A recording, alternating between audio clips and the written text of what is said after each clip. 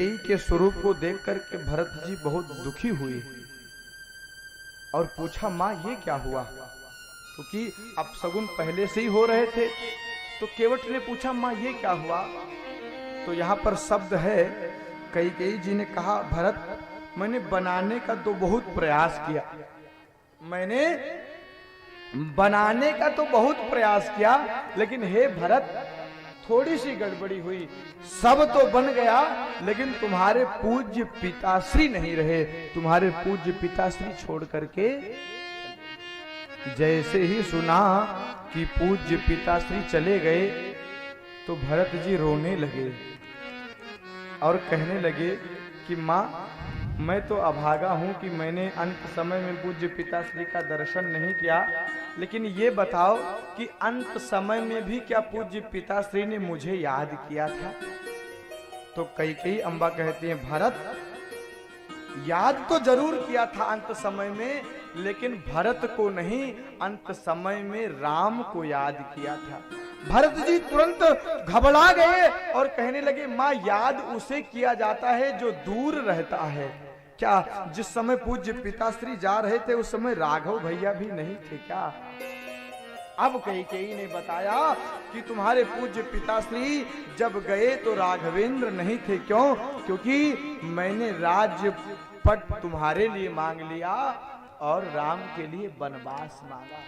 जैसे ही इतना सुना कि मेरे कारण मेरी मां ने राज्य मांग लिया और राघवेंद्र को वन भेज दिया,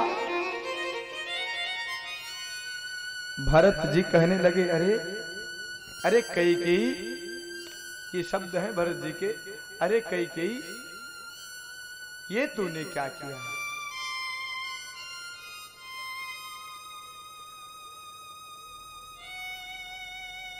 तू मेरी मां नहीं, तू मेरी मां नहीं है। अरे तुमने कैसे ये जान लिया कि मैं राज्य को लूंगा? हा? तुमने ये कैसे जान लिया? भरत जी कैकेयी जी को बहुत अपशब्द कहे हैं और महाराज कैकेयी जी से भरत जी कहते हैं कि आज के बाद कभी मैं आपको मां नहीं कहूंगा, आज के बाद मैं आपको मुख नहीं दिखाऊंगा और तुम भी अपना मुख मुझे नहीं दिखाना। इस तरीके से जब कह रहे हैं तो भरत जी एक शब्द कहते हैं कि इससे अच्छा होता कि जब मेरा जन्म हुआ था उसी समय तू गला दबा करके मुझे मार देती। अरे कम से कम हमारे राघव भैया को वन तो न जाना पड़ता।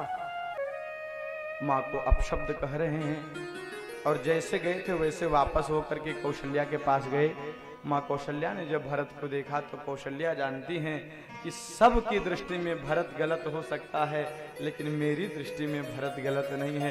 अरे भरत साधु नहीं है, भरत केवल साधु नहीं है। पर बहुत ऊंची बात है, भरत केवल साधु नहीं है, भरत केवल महात्मा नहीं है, भरत महान आत्मा है।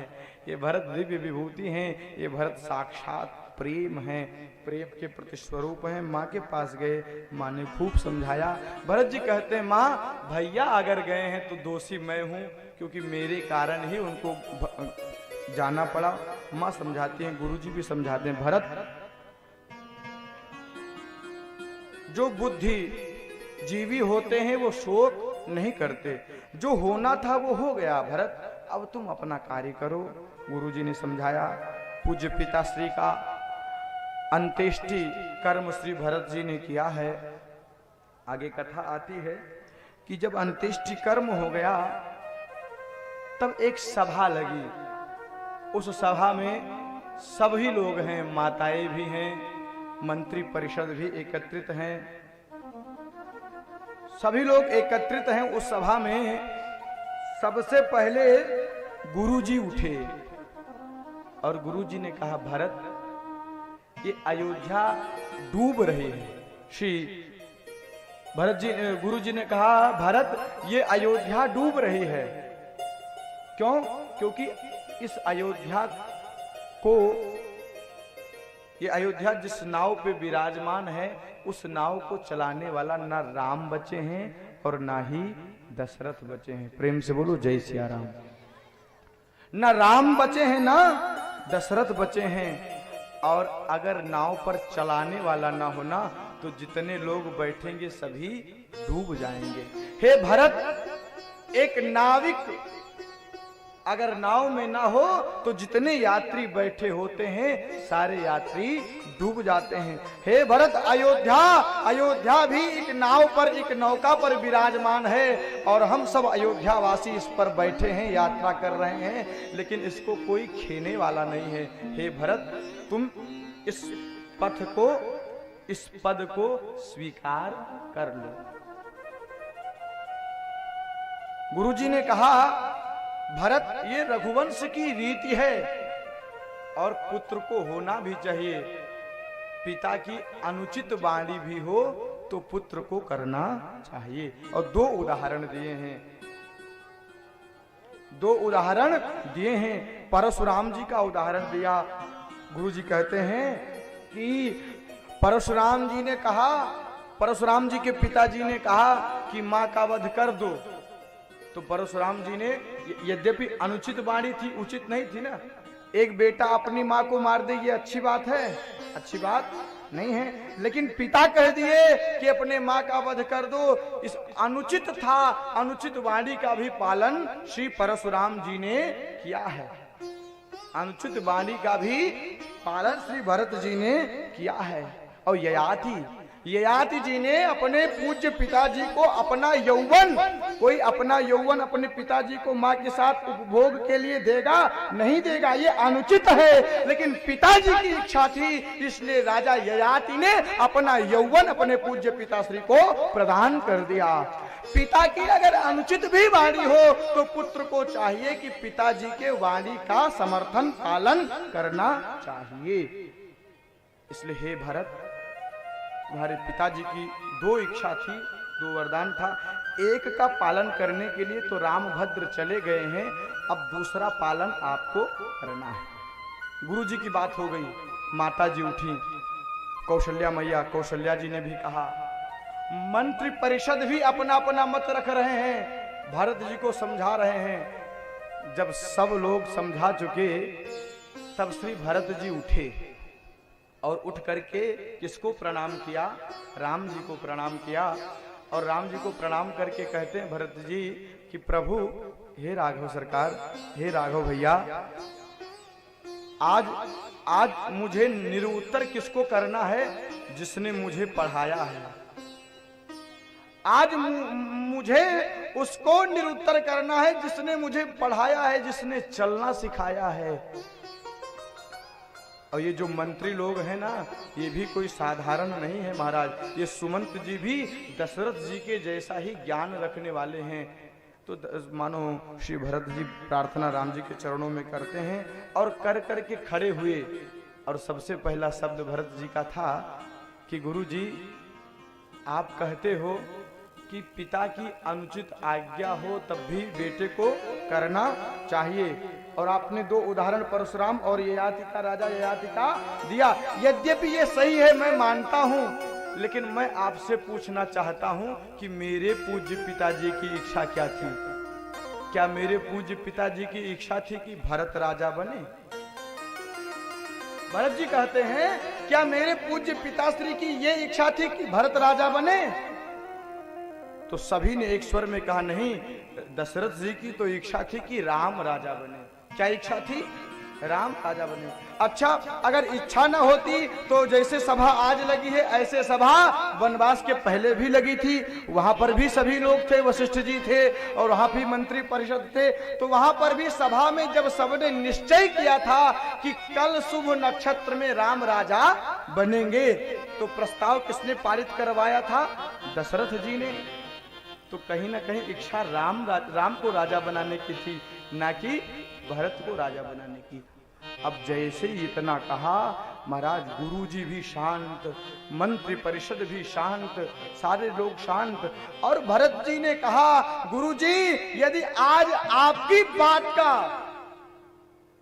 आज आपकी बात का प्रतिपादन करके मैं राजा बन भी जाऊंगा तो जीत पूज्य पिताश्री के वचनों की नहीं होगी, जीत मंथरा के वचनों की होगी, जीत कैकेयी के वचनों की होगी। आपको बताएं, कोई जीतता है तो मतों से जीतता है, कोई जीतता है तो मतों से जीतता है, वोट से जीतता है ना। यहां पर भी मानो वोटिंग हो रही है, यहां पर भी वोटिंग हो रही है, तो मानो वोटिंग हो रही है तो जीतेगा कौन? जिसके तरफ ज्यादा लोग होंगे, ज्यादा वोटर होंगे, सपोर्टर होंगे, वो जीतेगा। किसी ने कहा यदि यहां पर अगर भरत की बात आ जाए तो केवल भरत के लिए 3 वोट हैं, भरत के लिए केवल 3 वोट हैं। कौन? एक कैकेयी है और एक मंथरा है, एक कैकेयी है और एक मंथरा है। तीसरा कौन है? किसी ने जब कहा तो तीसरा संत कहते हैं कि राम जी भी हैं। अगर भरत के विषय में कोई राम जी से भी पूछेगा तो राम जी यही करेंगे कि जो भरत का कार्य करो, सबका सपोर्ट राम जी करेंगे। तो भरत के लिए तो केवल 3 सपोर्टर हैं, लेकिन राम के लिए तो पूरी प्रजा है महाराज, पूरी प्रजा है। तो जीत किसकी होगी? जहां पर 3 होंगे कि जहां पर बहुमत होंगे? हैं? जहां 3 होंगे उसकी जीत नहीं होगी, जहां पर बहुमत होगा वहां पर जीत होगी माई बाप। और जीत बहुमत से कर लो, बड़ी बात नहीं होती है। जीत जब एक मत से होती है तब बड़ी बात होती है। जीत बहुमत से नहीं, जीत एक मत से होनी चाहिए, जीत एक मत से होनी चाहिए।